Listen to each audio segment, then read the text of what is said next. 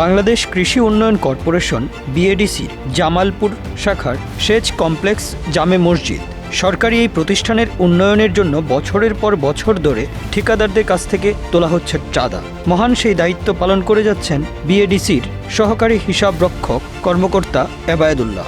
কিন্তু কোথায় যাচ্ছে সেই সব অর্থ? মসজিদ কমিটির সাধারণ সম্পাদক মোহাম্মদ এসাক আলী জানিয়েছেন, 2018 সাল থেকে ঠিকাদারদের কাছ থেকে নিয়মিতভাবে অর্থ নেওয়া হচ্ছিল, তবে এই সব অর্থের সঠিক হিসাব নেই।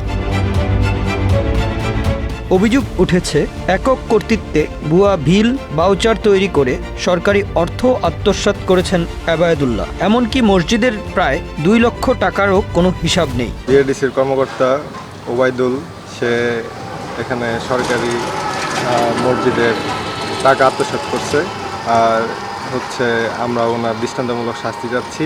কমিটিও গঠন হয়েছে মসজিদের শুরুতে, ও ওনারা বিশ্বাস করে টাকা দিছিল মসজিদ কমিটির মুরব্বীগণ। তিনি আর নাম হচ্ছে ওবায়দুল, এই একজন কর্মকর্তা। তিনি টাকাটা নিয়ে অনেক সময় যাচ্ছে, কিন্তু এই সময়টা অনেক বাড়াইতেছে, কিন্তু টাকাটা পরিশোধ করতেছে না। বিএডিসি মসজিদ ফান্ডে কিছু অর্থ রেখে যায় অ্যাকাউন্টের ওবায়দুল্লাহ সাহেবের কাছে। প্রত্যেকটা মুসল্লির সামনে বলে গিয়েছিল, ওবায়দুল্লাহ সাহেব এটাও স্বীকার করেছিল। আপনারা দেখেছেন মসজিদটির বেহাল অবস্থা। এই মসজিদের উন্নয়নমূলক কাজ করার জন্য তার কাছে সে টাকাটি আমরা চাই। তিনি বারবার ডেট দিচ্ছেন, কিন্তু টাকাটা আমাদের পরিশোধ করছেন না। আমাদের এই টাকাগুলা আমাদের অ্যাকাউন্টে ফিরিয়ে দেওয়ার ব্যবস্থা করুন। আর এরকম দুর্নীতিবাজ লোককে আমরা এই অফিসে চাই না। ওনার অতি বিলম্বে আমরা ওনার এইখান থেকে আমরা বদলি চাই বা পদত্যাগ চাই। প্রাথমিক তদন্তে ঘটনার সত্যতা পেয়েছেন বলে স্বীকার করেছেন বিএডিসি কর্মকর্তারা। নামাজ পড়তে আসলে সেখানে মসজিদ কমিটি আমাকে অবগত করেন যে 2 লক্ষ টাকার মতো, আনুমানিক 2 লক্ষ টাকার মতো আমাদের রিজিয়ন অফিসের যে এবায়েদুল্লাহ আছেন, সহকারী হিসাবরক্ষণ কর্মকর্তা, ওনার কাছে রক্ষিত আছে। তো পরবর্তীতে আমি নির্বাহী প্রকৌশলী মহোদয়কে আমি জিজ্ঞেস করলে স্যারও নিশ্চিত করেন যে হ্যাঁ, এই ধরনের একটি টাকা রয়েছে।